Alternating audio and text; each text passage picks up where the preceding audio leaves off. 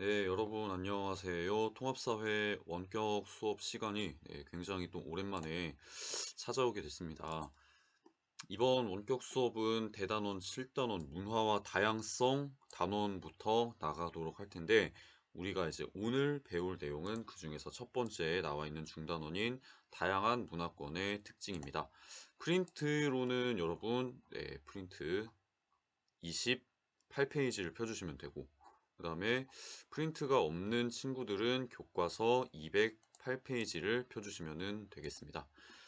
이번 단원에서는 여러분 우리가 지구상에 존재하는 세계 여러 지역의 문화권에 어떤 특징이 있는지 그리고 그런 문화권의 특징에 영향을 준 자연환경 또 인문환경에는 어떤 요소들이 있는지 같이 배워보도록 할 텐데요. 학습 목표를 보시면은 조금 더 정확하게 내용이 나와 있죠. 이번 단원의 학습 목표는 자연환경과 인문환경의 영향을 받아 형성된 다양한 문화권의 특징과 삶의 방식을 탐구할 수 있다. 이런 내용을 배우도록 할 겁니다. 그래서 여러분의 이제 그 수업에 대한 이해를 돕기 위해 생각해보기 활동이 하나 나와 있죠. 제목을 보면은 날씨가 사람을 만든다. Weather make it man. 이게 그 옛날에 나온 이제 뭐 킹스맨이라는 영화의 그 문구에서 이제 아이디어를 따온 것 같은데 거기 영화에서는 이제 뭐 매너가 사람을 만든다라고 해서 매너 메이크 잇 맨이라고 돼 있는데 그 대사를 응용을 해서 이제 매너가 아니라 날씨가 사람을 만든다라고 하는 제목이 나와 있습니다. 그래서 여러분 여기 밑에 보시는 것처럼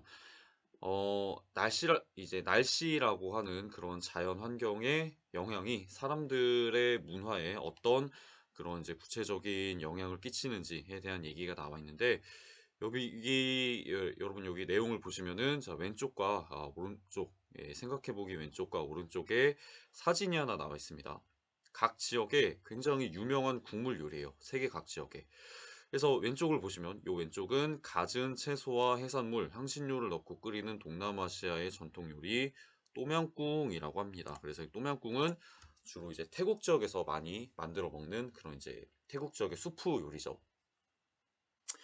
자, 그 다음에 보시면은 이 왼쪽에 또명꿍 말고 자 오른쪽에 보시면 또 굉장히 또명꿍이랑 약간 좀 대비되는 이제 국물 요리가 하나 나오는데 자, 이 국물 요리는 뭐냐? 이 오른쪽은 생선과 감자, 양파, 당근 등의 채소를 넣고 담백하게 끓여낸 러시아 지역의 수프 우하라고 한다라는 내용이 나와 있습니다. 왼쪽은 또명꿍, 오른쪽은 우하예요. 근데 보시면 여러분 비주얼적으로 약간 두 국물 요리가 굉장히 조금 다르다라는 거를 알 수가 있습니다. 일단 똠양꿍은 어떠냐면은 색깔이 굉장히 빨갛죠. 색깔이 굉장히 빨갛고 강렬합니다. 반면에 자 우하는 굉장히 이제 그 맑고 그런 투명한 그런 국의 모습을 지니고 있는데 국의 모습을 지닌다기보다는 국이 자 그렇게 이제 특징이 나타나는데 그런 특징이 나타난 이유가 뭐냐면은 자, 기후에 있다라고 여러분들이 보시면은 되겠습니다. 그래서 이처럼 국물 요리는 세계 어느 지역을 가든 접할 수 있지만 각 지역에 따라 그 재료와 조리 방법 등에 있어서 다양한 모습을 보인다라고 하는 얘기가 나와 있어요. 그래서 이제 동남아시아 지역을 보시면은 이제 똠양꿍 같은 요리는 동남아시아 지역이 굉장히 덥고 습합니다. 그래서 일반적으로 그냥 요리를 해서 두면은 요리가 상할 수 있는 그런 가능성이 굉장히 많기 때문에 요리가 상하지 않도록 이제 더운 날씨에 상하지 않도록 여러 가지 뭐 고수라든가 라임, 레몬 같은 강렬한 향신료들을 많이 넣어가지고 이렇게 굉장히 색도 이제 진하고 그다음에 맛도 굉장히 강렬한 그런 이제 국물 요리로 사람들이 이런 요리를 만들어 먹는 것이고 이제 러시아 지역 같은 경우에는 여러분 가보셨는지 모르겠는데 굉장히 춥습니다. 그래서 이 추운 지역에서 사람들이 이제 체온을 잘 유지할 수 있도록 이제 따뜻하고 그다음에 조금 담백한 그런 이제 생선 수프, 우화 같은 자 맑게 끓이는 생선 수프 같은 것이 이 지역의 대표적인 음식으로 자리 잡고 있는 겁니다. 그리고 러시아 지역 같은 경우에는 날씨가 굉장히 춥다 보니까 음식이 상할 염려 같은 게 상대적으로 여기 동남아시아 지역보다는 적은 편이에요. 그렇기 때문에 이제 재료의 본연의 맛을 살리는 그런 이제 방향으로 음식들이 조금 이렇게 발전하게 됐다라고 보시면은 되겠습니다. 그래서 질문을 보면은 각 지역에서 만드는 요리의 모습이 다른 이유는 무엇일까라는 이 질문이 나와 있는데 답을 해보자면은 뭐 이렇게 해볼 수 있겠죠. 각 지역의 기후가 다르기 때문에 자연 환경이 다르기 때문에 그 지역의 요리의 모습도 달라지게 되는 것이다라고 우리가 답을 해볼 수 있겠습니다. 그러니까 여러분 이렇게 음식 같은 문화의 요소들은 날씨에 따라 지형에 따라 여러 가지 자연 요소에 따라서 굉장히 달라진다라는 결론을 내릴 수가 있습니다. 자, 그래서 우리가 소단원 1단원에서는 문화권의 의미와 자연 환경의 영향을 받아 형성되는 문화권에 대해서 같이 알아보도록 할 거예요. 문화란 어떤 것이고 문화권은 또 어떤 것이며 이 문화와 문화권에 영향을 주는 자연 환경에는 어떤 것들이 있는지 같이 배워보도록 하겠습니다. 일단 문화라는 개념에 대해 먼저 알아볼 텐데요. 문화, 자 이거는 영어로 하면 컬처라고 하는 개념이죠. 근데 여러분 일반적으로 문화라는 말을 들으면은 어떤 이미지가 떠오르세요? 문화, 약간 좀 고급진 것, 사람들이 좀 만들어낸 것. 여러분들이 이제 그 전공으로 하시는 미술이라든가 뭐 음악, 뭐 무용, 아니면은 뭐 이제 뭐 연극이나 영화 뭐 이런 것들이 문학 아닌가요? 라고 여러분들이 생각을 할 수 있어요. 그래서 문화는 이렇게 좀 약간 예술의 영역에 가까운 것이라고 우리는 일반적으로 많이 생각을 하는데 여러분 문화는 그런 의미보다 조금 더 넓은 포괄적인 의미를 가지고 있습니다. 자, 바로 이 문화라는 건 뭐냐? 한 사회의 구성원들이 만들어낸 공통의 생활 양식이다. 이렇게 보시면은 될 것 같아요. 그래서 어떤 사회의 구성원들이 공통으로 가지고 있는 그런 생활 양식, 먹고 입고 그다음에 자고 주거 생활하는 그런 여러 부분에 있어서 공통적으로 이제 공통적으로 공유하고 있는 생활 양식이 있으면은 자, 그게 바로 무엇이다? 문화라고 부를 수 있다. 이렇게 여러분들이 보시면은 되겠습니다. 자, 그리고 문화권은 뭐냐? 이러한 문화적인 특성이 유사하게 나타나서 주위의 다른 지역과 구별되는 지표 범위다. 이렇게 여러분들이 이해하시면 될 것 같아요. 그래서 우리 세계 여러 지역을 보면은 각 지역의 문화가 어떻게 나타나느냐, 문화적 특성이 어떻게 나타나느냐에 따라서 여러 가지 다른 문화권으로 구분된다라는 내용을 생각해 볼 수 있는데 그 문화권에 대해서는 우리가 조금 이따가 더 자세히 배워보도록 하고 일단은 우리가 이제 문화가 가지고 있는 5가지 자, 서로 다른 성격에 대해서 같이 배워보도록 하겠습니다. 문화의 5가지 속성인데요. 자, 문화의 5가지 속성은 세부적으로 나눠서 전체성, 공유성, 학습성, 그 다음에 축적성, 변동성 이 5가지로 나눠볼 수가 있습니다. 자, 문화의 첫 번째 속성인 전체성은 뭐냐? 문화의 구성 요소들이 서로 유기적으로 연결되어 있다라고 하는 성격입니다. 이게 뭔 얘기냐면은 이런 거예요. 자, 어떤 한 지역의 문화 안에서 그 문화를 구성하는 요소들은 서로 연결되어 있다는 겁니다. 말이 아까 여기 이제 제가 설명드린 게 지금 나온 내용이랑 크게 다르지 않아서 약간 좀 이해가 더 안 가는 친구들이 많을 것 같은데 예를 들면은 이런 거예요.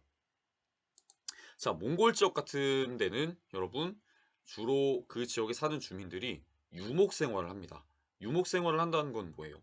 사람들이 가축을 기르면서 가축이 먹을 수 있는 초원을 찾아서 끊임없이 이동하는 생활을 말하는 거죠. 그래서 그런 몽골 지역 같은 데서 사는 사람들은 여러분 생활하는 데 있어서 이동성, 그러니까 스피드라는 게 문화에서 굉장히 중요한 요인을 차지합니다. 그래서 문화의 여러 가지 구성 요소들이 이 스피드라고 하는 키워드에 의해서 연결이 되어 있는 거예요. 예를 들어 가지고 우리 이제 몽골 같은 이런 이 유목 생활을 하는 지역은 사람들이 빨리빨리 이동을 할 수 있어야 돼요. 그래서 의복 같은 것도 치마 같은 그런 이제 불편한 의복을 입으면은 이동하는 데 굉장히 불편하겠죠. 그래서 빨리빨리 쉽게 이동할 수 있는 편한 바지 같은 의복을 개발해서 발명해서 네 죄송합니다. 바지 같은 의복을 발명해서 입기도 하고 또 이 지역은 또 스피드, 이동성이 중요하다 보니까 자, 음식 문화에 있어서도 빨리빨리 이동하면서 먹을 수 있는 음식이 굉장히 많이 개발됐어요. 옛날부터. 그래서 우리 보시면은 뭐 육포 같은 그런 음식 우리가 이제 그 고기를 말려 가지고 바로바로 이제 이동하면서 먹을 수 있는 육포 같은 음식도 이런 몽골 지역에서 자, 개발이 된 것이고 그다음에 이런 이제 그 유목 생활을 하는 지역에서는 집도 여러분 한 군데에다가 지어 놓고 거기서 이제 자고 먹고 하면서 생활할 수가 없습니다. 끊임없이 돌아다니면서 이렇게 집을 짓고 해야 되는 생활을 하기 때문에 이런 이제 그 유목 생활을 하는 지역에서는 집도 빠르게 조립하고 해치할 수 있는, 우리가 이제 뒤에서 또 배울 거긴 하지만 게르 같은 이런 집을 짓고 살아가고 있다. 이렇게 보시면은 되겠습니다. 그래서 이런 문화의 요소에 있어서 스피드라고 하는 이런 키워드가 굉장히 중요한 역할을 해서 이 스피드라고 하는 요소에 의해 자 전체적인 이제 문화의 요소들이 굉장히 서로서로 유기적으로 연결돼 있다라고 여러분들이 이해하시면은 될 것 같아요. 그래서 이런 것들이 바로 뭐에 해당하냐? 문화의 전체성에 해당한다라고 보시면 되겠습니다.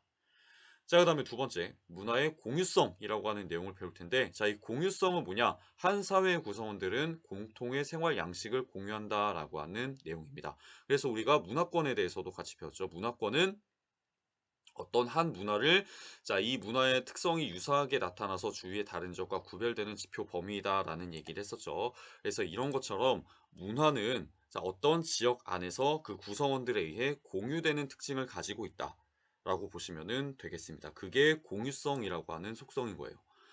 자, 그다음에 세 번째 문화의 속성은 또 뭐가 있느냐? 학습성이라는 속성이 있습니다. 학습성은 여러분 말 그대로 문화는 후천적 학습을 통해 습득된다라고 하는 성격인 거예요. 지구상에 살아가고 있는 사람 중에 여러분 문화 요소를 선천적으로 알고 배워서 여러분 태어나는 사람은 한 사람도 없습니다. 지구에 살고 있는 모든 사람들은 자기가 태어난 그 지역의 문화를 후천적 학습을 통해서 습득하면서 살아간다. 이렇게 여러분들이 보시면은 될 것 같아요. 여러분도 마찬가지죠. 여러분도 지금 2022년에 대한민국의 문화를 여러분의 여러 가지 그 몸으로 체화를 하셨을 텐데 그런 과정에서 여러분이 문화를 선천적으로 알고 선천적으로 배우고 태어난 친구는 한 사람도 없을 겁니다. 부모님을 통해서, 친구를 통해서, 선생님을 통해서, 또 기타 여러 가지 여러분이 마주하는 그런 사람들을 통해서 여러분은 문화를 배워 나간 거예요. 그래서 그런 것이 바로 문화의 학습성에 해당한다. 이렇게 보시면은 되겠습니다. 자, 그리고 네 번째, 이 학습성에 의해서 우리가 또 연계해 가지고 생각해 볼 수 있는 문화의 속성은 축적성이 있다. 이렇게 보시면 될 것 같아요. 자, 이 축적성은 뭐냐? 사람들이 문화를 후천적으로 배워 나가다 보니까 이 문화라고 하는 것은 다음 세대로 쭉쭉쭉 전승되면서 이 새로운 요소가 추가돼서 다채로워진다라고 하는 성격인 거예요. 예를 들어서 우리나라 이제 김치 같은 이제 음식을 보시면 이 김치는 여러분 우리가 알고 있는 그 이제 빨간색 고춧가루가 많이 들어간 모습의 김치가 아니었습니다. 자, 옛날부터 우리나라 사람들은 김치를 만들어 먹었지만 이 김치라고 하는 것이 이제 그 오리지널의 모습은 어떤 것이었느냐? 우리가 그 급식에서 가끔 먹는 자, 백김치 같은 자, 고춧가루가 자, 많이 들어가 고춧가루가 들어가지 않고 양념이 강하게 되지 않은 자, 그런 어떻게 보면은 좀 야채 소금 절임 같은 그런 음식이었는데 자, 그런 김치 같은 문화 요소 그러니까 음식 문화가 이제 그 이후의 세대에 들어와 가지고 여러 가지 다른 모습으로 죄송합니다. 여러 가지 다른 요소가 추가되게 된 거예요. 자, 우리가 가지고 있던 그런 이제 야채 절임 같은 음식이 이제 외국에서 뭐 고춧가루나 아니면은 여러 가지 뭐 생강, 마늘 같은 이런 향신료가 들어오게 되면서 조금 더 맛이 추가되고 조리법이 추가되고 하면서 점점점 세대를 자 지나면서 이제 지금 우리가 아는 그런 빨간색 이제 빨간색 김치의 모습으로 자 바뀌게 된 것인데 여기서 우리가 알아볼 수 있는 문화의 이제 성격이 바로 축적성이다. 이렇게 보시면은 되겠습니다. 그래서 새로운 요소가 더해지면서 점차 다채로워지는 문화의 성격이 축적성이다. 이렇게 보시면은 될 것 같아요. 자, 제가 좀 말이 길었는데 어쨌든 축적성은 거기까지 알아놓으시면 될 것 같고 자, 그리고 거기에서 우리가 또 한 가지 생각해 볼 수 있는 자, 추측해 볼 수 있는 문화의 속성은 또 어떤 것이 있느냐? 변동성이 있다. 이렇게 보시면은 되겠습니다. 문화는 여러분 자, 오리지널의 모습으로 그대로 남아있지 않아요. 시간이 지나면서 여러 가지 학습성과 축적성 등등등 여러 가지 요인에 의해서 내부적, 외부적 요인에 의해 생성되고 소멸되면서 문화는 끊임없이 변화한다라는 그런 성격을 가지고 있다. 이렇게 여러분들이 보시면은 되겠습니다. 그래서 여러분 지금까지 배운 문화의 5가지 속성, 전체성, 공유성, 학습성, 축적성, 변동성 이 5가지의 속성을 잘 기억하고 이해하시면 되겠습니다. 자, 그래서 우리가 지금까지 문화의 5가지 속성에 대해 알아봤는데 여러분 어쨌든 이런 문화가 비슷하게 나타나는 지표 범위가 아까 전에 문화권이라는 얘기를 같이 했었죠. 근데 이 문화권은 여러분 지구상에 굉장히 여러 가지 문화권이 존재하는데 사람들이 사는 모습이 다 비슷비슷한 것 같으면서도 이 문화권이 이 각 지역에서 보면은 굉장히 다르게 나타납니다. 근데 이 문화권이 지역마다 다르게 나타나는 이유는 무엇이냐? 각 지역마다 보통 높은 산맥이나 대하천, 거대한 사막 같은 자연 지형에 의해서 구분되기 때문이에요. 자, 그래서 이 문화권은 어떤 자연 지형에 의해 가로막혀져 있느냐에 따라서 굉장히 다르게 이제 다른 모습으로 나타나게 되고 한 문화권 안에서도 여러분 문화권의 중심지냐 아니면은 주변지냐에 따라서 이 문화권도 핵심 지역과 주변 지역과 점이 지대로 구성된다 이렇게 보시면은 되겠습니다. 제가 좀 칸이 모자라서 여기에 대한 설명을 여기 살짝 벗어난 데다 썼는데 일단 문화권 안에서 핵심 지역은 어떤 지역이냐 한번 알아보도록 하겠습니다. 자, 핵심 지역은 뭐냐면 한 지역이나 문화권의 특성이 강하게 나타나는 중심부다라고 하는 설명이 나와 있습니다. 자, 그다음에 주변 지역은 뭐냐면은 핵심 지역에서 조금 떨어진 지역이에요. 그래서 한 지역이나 문화권의 특성이 점점 약해지는 외곽 지역이다. 이렇게 여러분들이 보시면은 되겠습니다. 자, 그리고 이 핵심 지역에서 점점점 벗어나서 한 문화권과 다른 문화권의 경계가 되는 부분을 우리가 뭐라고 하느냐? 점이지대라고 해요. 그래서 점이지대는 두 지역의 경계선 부근으로 인접한 두 지역의 특성이 모두 나타난다라고 하는 성격을 가진 지역이다. 이렇게 보시면 되겠습니다. 그래서 한 문화권은 여러분 핵심 지역과 주변 지역과 점이지대로 구성된다라고 여러분들이 정리하시면 될 것 같아요. 선생님, 그러면은 지구상에 문화권들을 나눠주는 거대한 자연 지형 같은 것들은 어떤 게 있나요? 여러분이 질문을 할 수 있겠죠. 자, 그래서 제가 예시를 몇 가지 들고 왔는데 첫 번째, 이슬람 문화권과 아프리카 문화권의 경계를 이루는 자연 지형은 사하라 사막이라고 하는 여기 사하라 사막이라고 하는 자연 지형이 있습니다. 그래서 사하라 사막은 이 어떤 지역이냐면은 지구에서 여러분 가장 큰 사막입니다. 그래서 여러분이 그냥 설명만 들으면은 잘 감이 안 오실 것 같아서 제가 사진을 준비했는데 자, 여기 보시면은 이제 사하라 산맥에 대한 사진이 나와 있죠. 그래서 사하라 산맥은 아프리카 이제 북쪽 지역에 있는 그런 이제 사막인데 아까 말씀드린 것처럼 세계에서 가장 큰 사막입니다. 우리나라 면적이 한 20배에서 30배가 넘는 걸로 알고 있어요. 그러다 보니까 이 사막 지역, 이 사막 지역, 이제 그 이남에 있는 아프리카 중남부 지역과 그다음에 이 사막 북쪽에 있는 이슬람 지역의 생활의 모습이 굉장히 달라지게 된 것이다라고 보시면 되겠습니다. 왜냐? 사막이 가로막고 있으니까 아프리카 중남부 지역과 아프리카 북부 지역이 서로 어때요? 육지를 통해서 교류하기가 굉장히 어려운 환경에 있기 때문입니다. 보시는 것처럼 사막 지역은 이렇게 굉장히 황량하고 낮에는 엄청나게 덥고 밤에는 엄청나게 추운 지역이기 때문에 사람이 교류할 수 없는 그런 지역이다. 자, 그렇기 때문에 이 아프리카 중남부 지역과 이제 아프리카 북부의 이 지역의 문화권이 달라지게 된 것이다라고 여러분들이 정리하시면 되겠습니다. 자, 그래서 우리가 첫 번째 문화권의 이제 그 경계를 이루는 자연 지형에 대해 알아봤고 그다음에 두 번째 자연 지형에는 뭐가 있느냐? 동아시아 문화권과 남아시아 문화권의 경계를 이루는 히말라야 산맥이 있다. 이렇게 보시면 되겠습니다. 그래서 동아시아 문화권은 이제 한국, 일본, 중국 같은 이런 이제 그런 나라들의 문화권이고 그다음에 남아시아 문화권 같은 경우에는 인도, 그다음에 뭐 네팔, 스리랑카 이제 이런 나라들에서 나타나는 문화권인데 여러분 보시면은 이런 나라들도 문화의 모습이 굉장히 다른 거를 알 수 있죠. 자, 근데 이렇게 왜 이렇게 이제 문화권의 모습이 다르냐? 바로 히말라야 산맥이 이 둘 사이를 가로막고 있기 때문입니다. 히말라야 산맥은 여러분 모두들 아시는 것처럼 히말라야.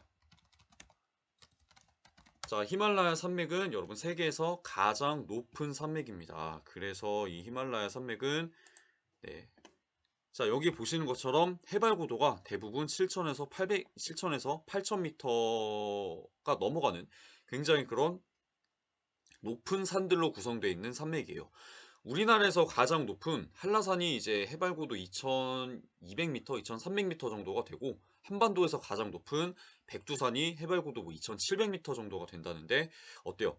백두산이나 한라산보다 훨씬 더 높은 그 몇 배가 되는 그런 이제 그 산맥들이 이렇게 가로막고 있는 지역이 자 바로 히말라야 산맥이다. 이렇게 보시면은 되겠습니다. 여러분 지도를 좀 더 크게 해서 보면은 이 히말라야 산맥은 자 중국과 인도의 자 이렇게 경계 지역에 있는 자 부탄과 네팔 지역에 있는 이 이제 이 지역에 펼쳐져 있는 그런 산맥인데 예 중국과 인도의 이런 경계 지역에 이런 엄청나게 높은 산맥이 가로막고 있다 보니까 당연히 어때요? 중국 지역과 인도 지역은 옛날부터 교류하기가 굉장히 불편한 환경에 놓여 있었다라고 보시면은 되겠습니다. 자, 그렇기 때문에 한국, 중국, 일본을 비롯한 동아시아 문화권과 뭐 인도, 뭐 네팔, 이제 뭐 스리랑카 같은 자, 남아시아 문화권의 모습이 달라지게 된 것이다. 이렇게 보시면은 되겠습니다. 자, 그다음에 세 번째 사례는 어디가 나와 있느냐? 앵글로 아메리카 문화권과 라틴 아메리카 문화권의 경계를 이루는 리오그란데 강에 대한 얘기가 나와 있습니다. 자, 이 리오그란데 강은 여러분 어디에 있느냐? 아메리카에 있어요. 아메리카. 여러분 근데 아메리카 대륙을 보시면 자, 아메리카 대륙을 보시면 미국, 캐나다 같이 여러분 백인들이 주로 사는 자, 북아메리카 지역과 그다음에 멕시코, 어 뭐 브라질 이제 그다음에 저기 뭐 아르헨티나 같이 이렇게 라틴 이제 라틴 민족 이제 계열의 사람들이 사는 라틴 아메리카로 문화권이 좀 나뉘는 모습을 볼 수 있는데 이 자 앵글로 이제 북아메리카와 그다음에 중남미 아메리카의 문화적인 경계를 이루는 게 바로 여기 보시는 리오 그란데 강이다라고 여러분들이 이해하시면은 되겠습니다. 그래서 이 리오 그란데 강을 기점으로 해 가지고 리오 그란데 강 이북에 미국과 캐나다 같은 자 앵글로 아메리카와 그다음에 리오그란데강 이남에 있는 멕시코, 브라질, 그다음에 뭐 콜롬비아 같은 자 중남미 아메리카가 좀 나뉘게 된다. 이렇게 보시면 될 것 같아요. 자, 그래서 선생님 근데 강이 뭐 아무리 넓고 깊어봤자 그냥 강 아닌가요?라고 할 수 있는데 보시면 여러분 리오그란데 강은 굉장히 넓고도 깊습니다. 그래서 이런 깊은 협곡들이 이 리오그란데 강에 자리 잡고 있기 때문에 이 강을 기점으로 해서 문화권의 모습이 굉장히 달라지게 된다. 이렇게 여러분들이 보시면은 될 것 같아요. 자, 그래서 제가 아까 이렇게 여러분 내용을 설명드리면서 뭐 북아메리카, 앵글로 아메리카, 중남미 아메리카, 라틴 아메리카 이렇게 말을 조금 용어를 섞어서 얘기했는데 그냥 여러분 쉽게 생각해서 자 북아메리카 지역은 앵글로 아메리카 문화권 그러니까 미국이나 캐나다 같은 이런 나라들은 앵글로 아메리카 문화권에 속하고 그다음에 멕시코나 아니면은 뭐 이제 아르헨티나, 브라질, 콜롬비아 같은 중남미 아메리카는 라틴 아메리카 문화권에 속한다. 이렇게 보시면은 되겠습니다. 그래서 어쨌든 이런 여러 가지 자연 지형에 의해서 문화권이 구분되기 때문에 서로 다른 문화권의 모습이 굉장히 달라지게 된 것이다. 이렇게 정리하시면 될 것 같아요. 자, 그래서 우리가 이런 내용을 통해 알아볼 수 있는 내용, 이제 결론 지을 수 있는 부분은 뭐냐? 자, 문화권은 기후나 지형 등의 자연 지형과 그다음에 산업과 종교 등의 인문 환경의 영향을 받아 형성된다라는 내용입니다. 그래서 문화라고 하는 것은 자연 지형에 의해서 구분되기도 하고 그다음에 기후가 어떻게 되느냐, 어떻게 되느냐에 의해서 자연 환경의 영향을 받아서 굉장히 독특한 모습이 나타나기도 한다. 그리고 그 지역의 산업과 종교 같은 인문 환경이 자 어떻게 갖추어져 있느냐에 따라서 문화의 모습이 다르게 나타날 수 있다. 이렇게 여러분들이 정리하시면 되겠습니다. 자, 그렇기 때문에 다양한 문화권의 특징을 살펴보면 각 지역 주민이 그 지역의 환경에 적응한 삶의 방식을 이해할 수 있다라고 여러분들이 결론 지으시면 되겠습니다. 그래서 각 지역의 이 주민들이 어떻게 삶에 적응을 해 왔는가? 자, 자연 환경과 그런 인문 환경에 어떻게 적응해 왔는가라고 하는 내용이 여러분 보시면은 이 아랫부분에 당구장 표시로 나와 있는데 지금 여러분 배울 내용은 자연 환경에 의해 구분되는 문화적 특징이다. 그러니까 인간이 자연 환경에 어떻게 적응해서 문화를 만들어 왔는가의 내용을 배워보도록 하겠습니다. 우리가 일반적으로 문화라고 하면은 크게 자, 세 가지 요소를 생각을 해볼 수 있어요. 일단 우리가 옷을 입는 의복 문화가 있고, 그 다음에 음식을 먹는 음식 문화가 있고, 자, 사람이 이제 먹고 살고 하는데 굉장히 이제 그 기본이 되는 자, 주거 문화 이 세 가지로 이제 문화의 요소를 나눠볼 수 있다. 이렇게 정리할 수 있겠습니다.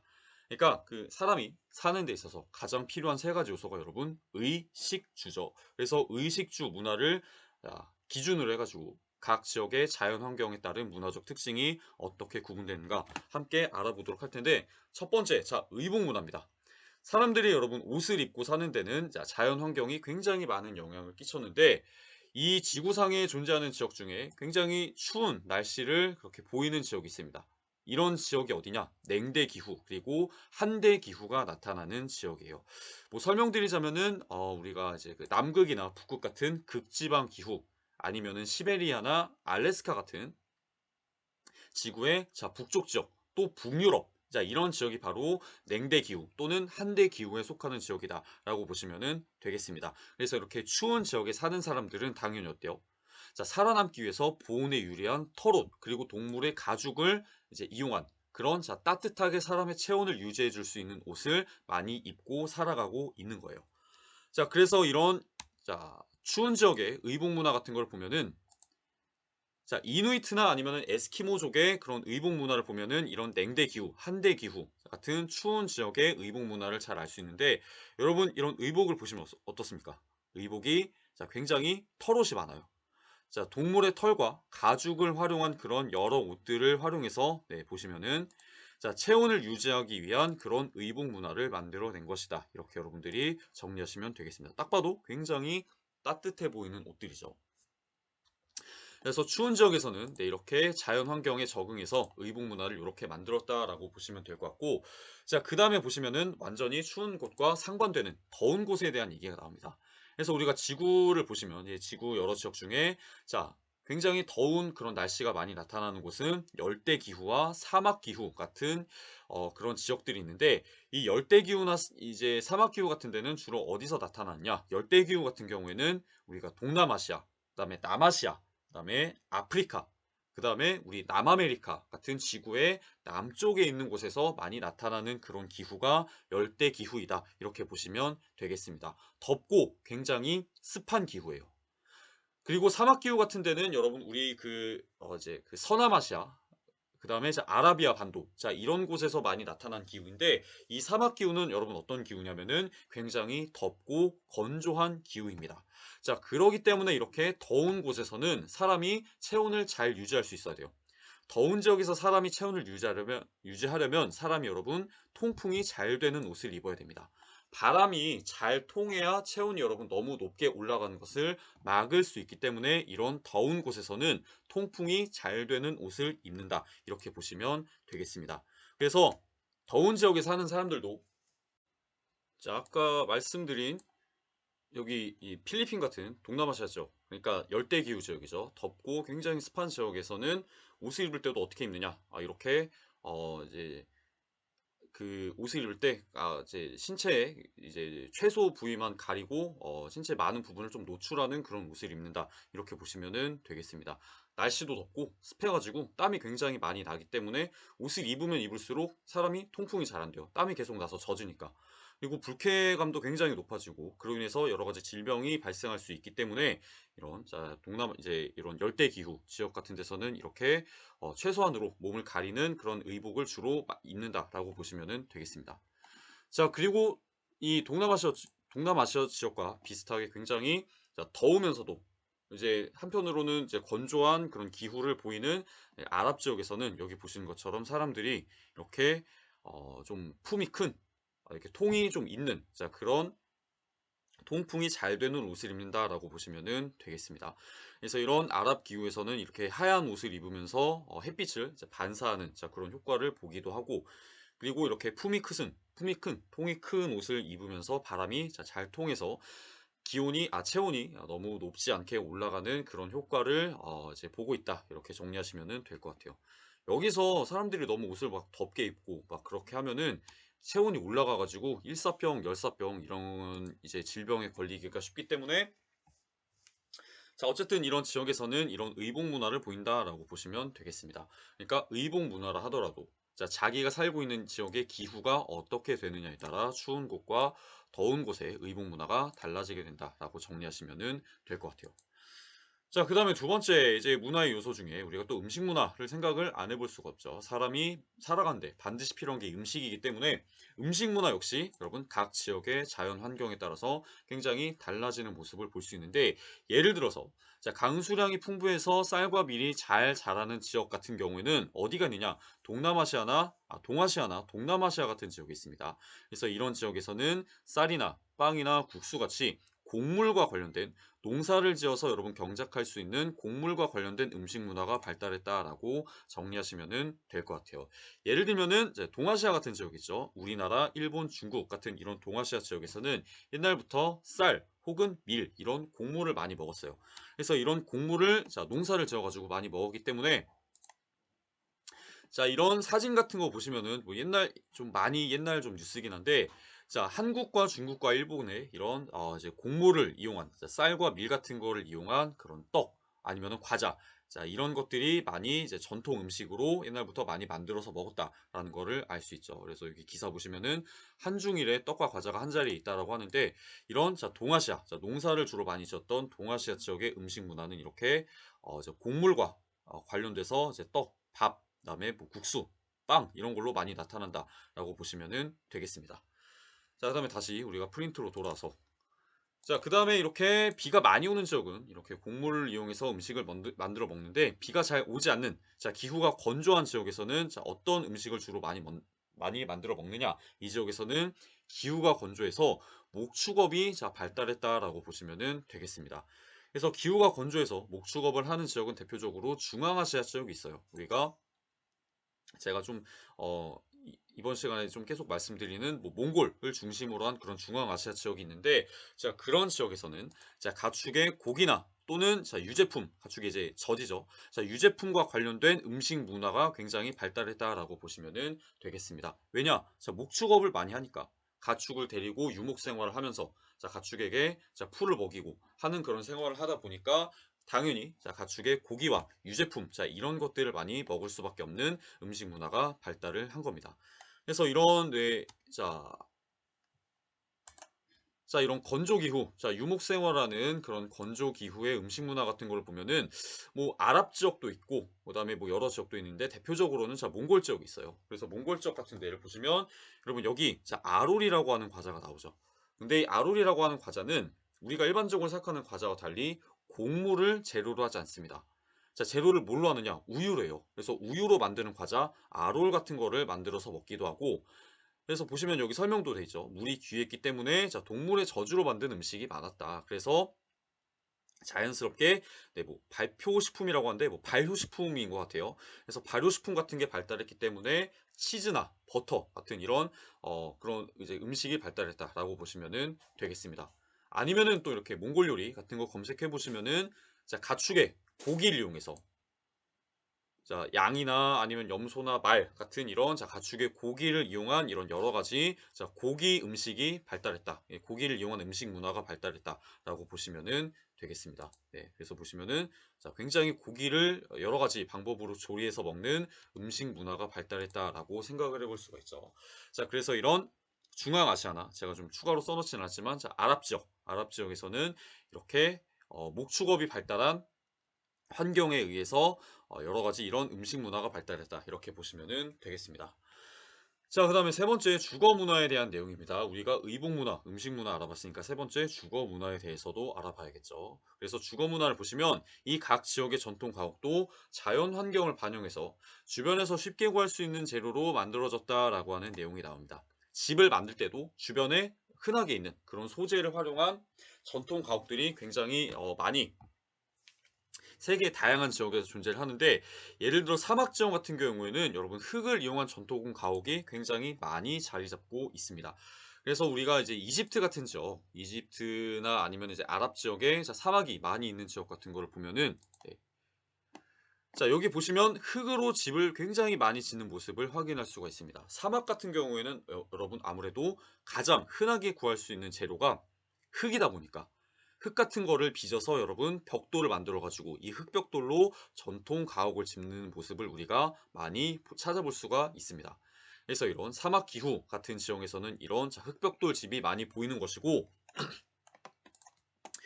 자, 그다음에 냉대기후 지역, 이 추운 지역에서는 자, 침엽수가 넓게 분포한 냉대림, 다른 말로는 타이가라고 부르는 이 냉대림이라는 숲이 있습니다. 그래서 이 냉대기후 지역에서는 이 냉대림의 목재를 활용한 통나무집이 굉장히 흔하게 보인다. 이렇게 보시면은 될 것 같아요. 침엽수는 여러분 굉장히 잎이 뾰족뾰족한 나무입니다. 그리고 크기가 굉장히 큰 나무이기 때문에 이 침엽수가 넓게 분포한 자, 냉대기후의 숲, 그래서 냉대림이라고 하죠.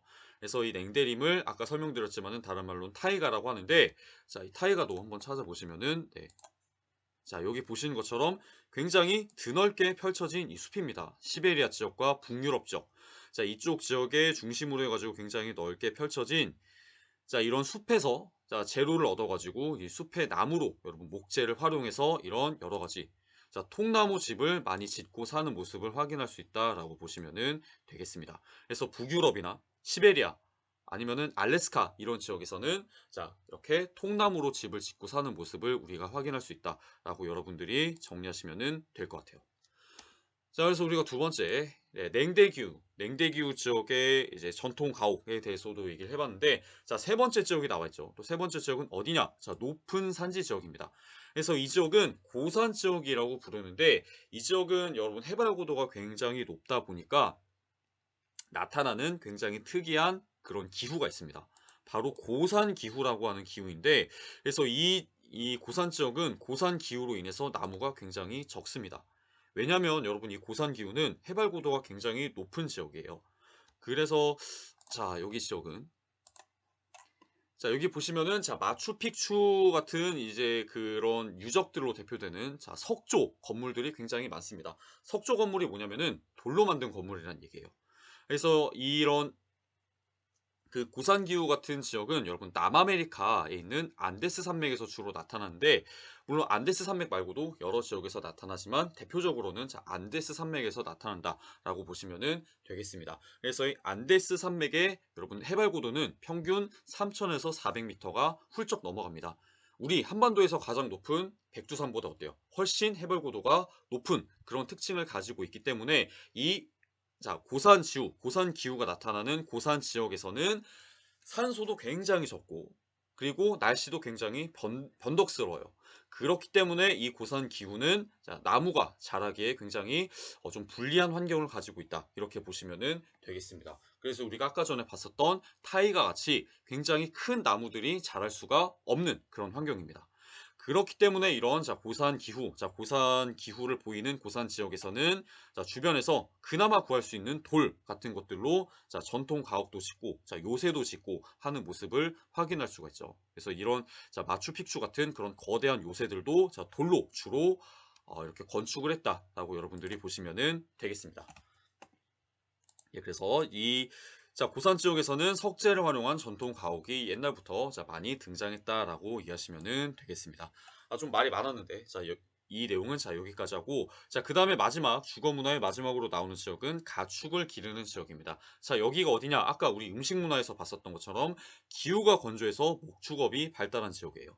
자, 그러니까 이 지역은 주변에 가축의 털과 가죽을 쉽게 구할 수 있는 특징을 가지고 있습니다. 그래서 이 가축을 기르는 지역도 가축의 털과 가죽으로 주로 집을 짓는 모습을 우리가 많이 확인할 수 있다. 이렇게 보시면 될 것 같아요. 그래서 대표적으로 자, 가축의 털과 가죽으로 짓는 집이 어떤 집이 있느냐? 게르라고 하는 집이 있습니다.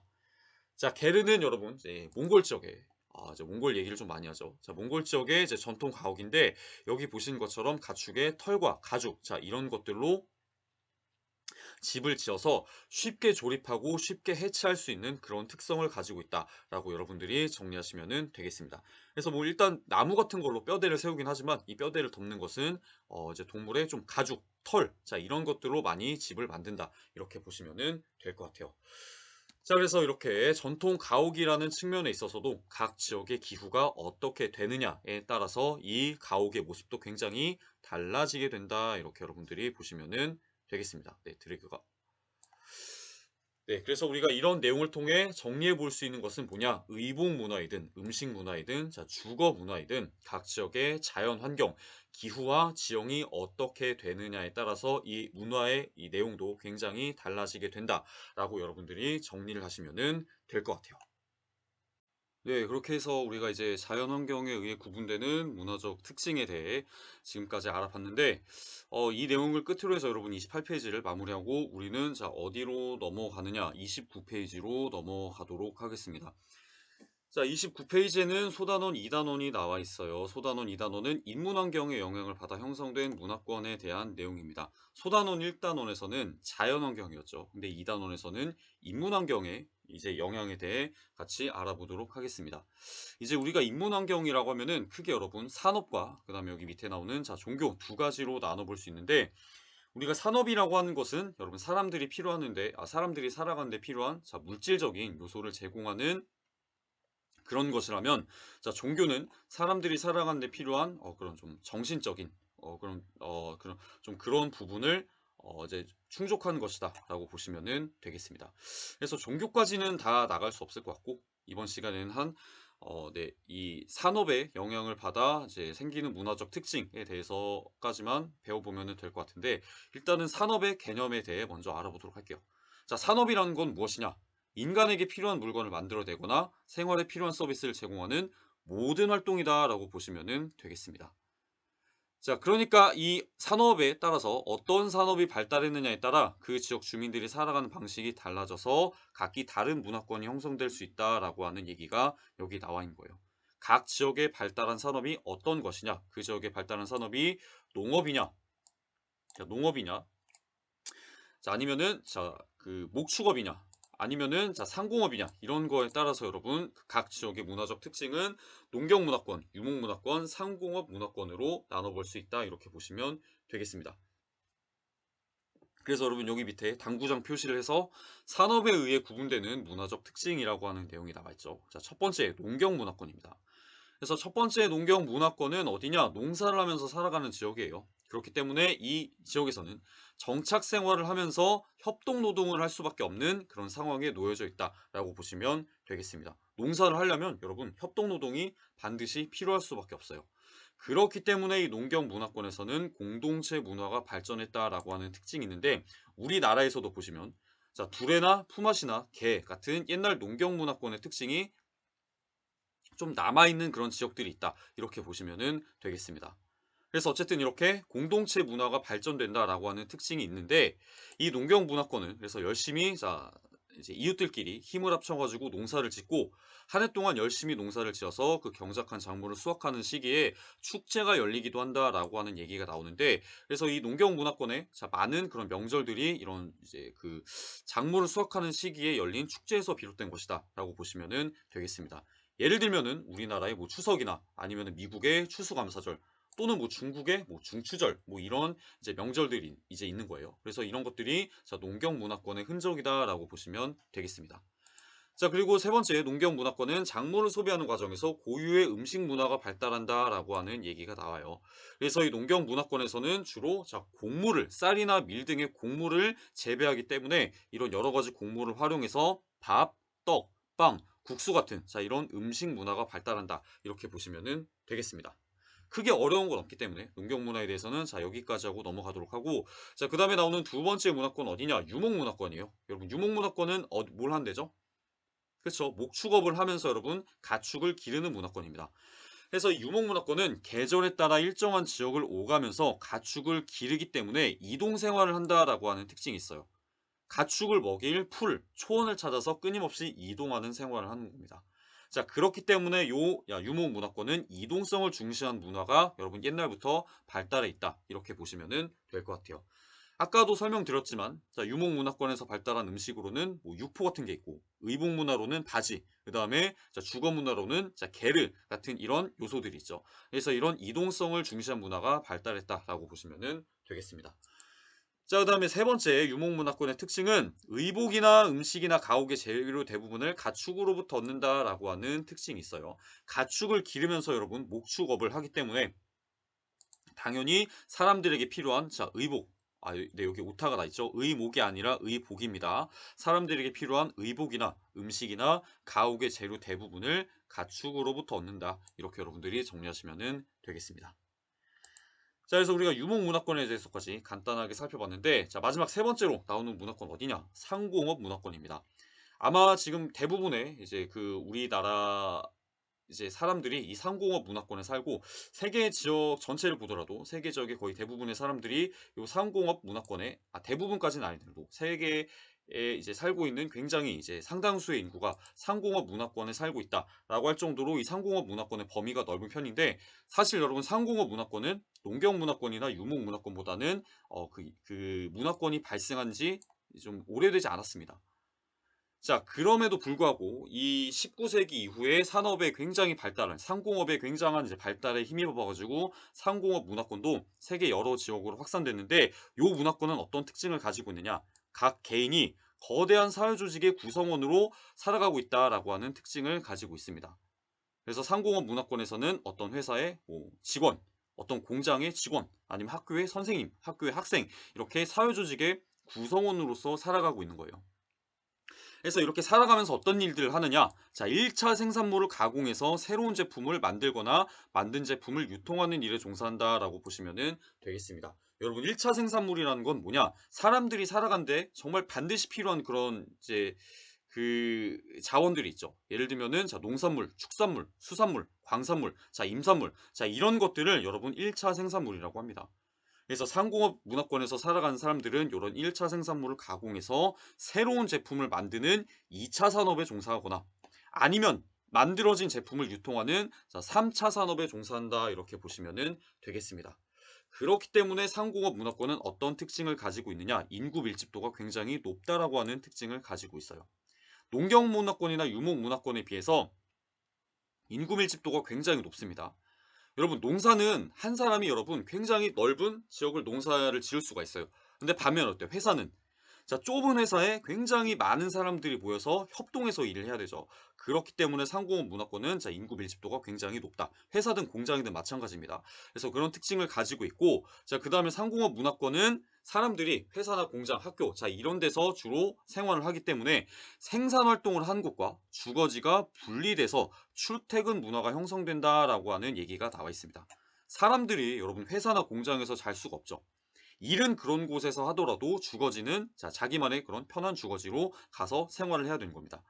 근데 농경 문화권이나 유목 문화권은 그게 아니에요. 농경 문화권에서는 자, 집 앞에 바로 논이나 밭이 있고 유목 문화권은 자, 집 앞에 바로 자, 초원이 있고 아니면 초원을 찾아서 이동하는 삶을 하다 보니까 출퇴근 문화가 형성되지 않았는데 상공업 문화권은 출퇴근 문화가 형성되었다. 이렇게 보시면 되겠습니다. 자, 그리고 상공업 문화권은 사람들이 직접 이렇게 농업이나 아니면은 목축업 아니면 이런 이런 데 종사하는 게 아니다 보니까 음식과 의복은 상점에서 구매해서 얻는 등 상호 의존적인 삶의 모습이 나타난다. 이렇게 보시면은 되겠습니다.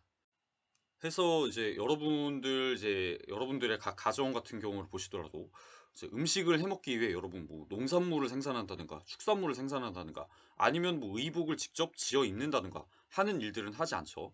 그래서 이런 자, 상호 의존적인 삶의 모습이 바로 상공업 문화권의 가장 대표적인 특징이다라고 보시면 되겠습니다. 자, 그래서 이제 산업에 의해 구분되는 문화적 특징은 크게 어려운 게 없기 때문에 자, 여기까지 해서 마무리하는 걸로 하고 이제 다음에 나오는 자, 종교에 따르는 문화적 특징. 자, 그리고 이제 각 종교 세계에서 굉장히 이제 많은 사람들이 믿고 있는 종교의 여러 가지 특징에 대해서는 다음 시간에 같이 알아보도록 하겠습니다. 자, 수업 듣느라 고생하셨고 다음 시간에 또 우리가 영상 수업으로 만나도록 하겠습니다. 오늘은 여기서 마치겠습니다. 감사합니다.